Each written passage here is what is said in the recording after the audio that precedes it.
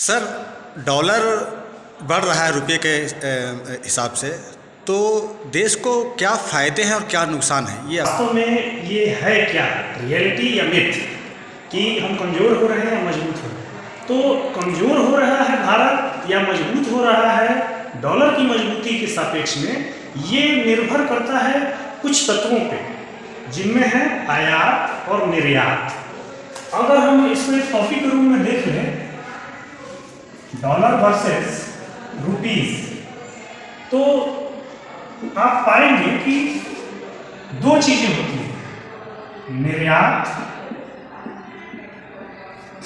आयात।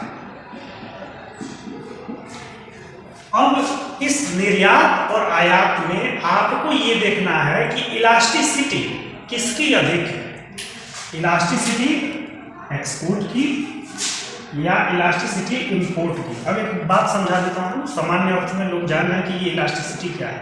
लोचशील कहने का मतलब कि यदि प्राइस बढ़ रहा है तो जाहिर सी बात है कि मांग कम होगी, लेकिन कितनी कम होगी, ज्यादा या कम, कीमत की अपेक्षा में परिवर्तन, इस पे निर्भर करता है लोच।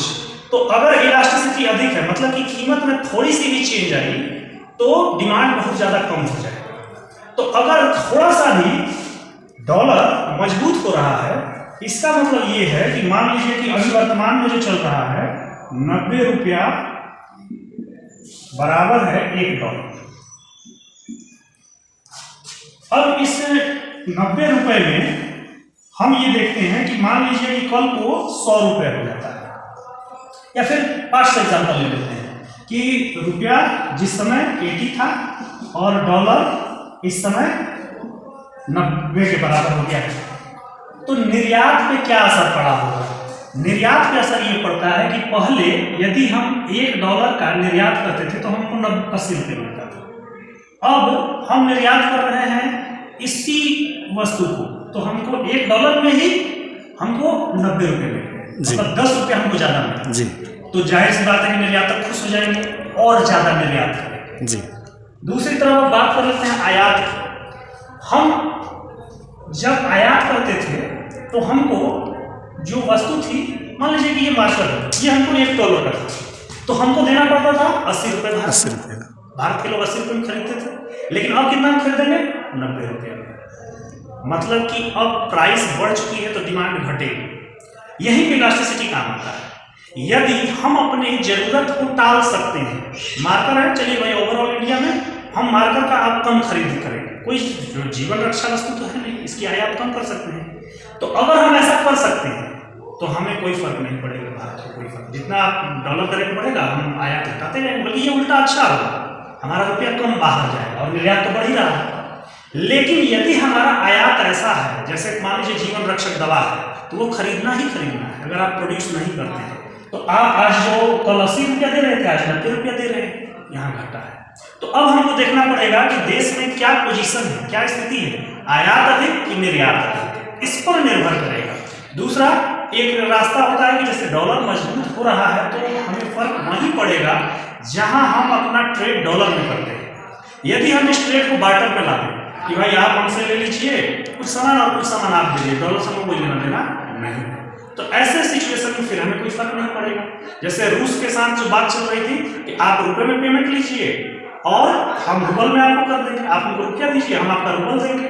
तो अगर इस तरह का सिस्टम भारत लाता है तो फिर हमें कोई फर्क नहीं पड़ेगा।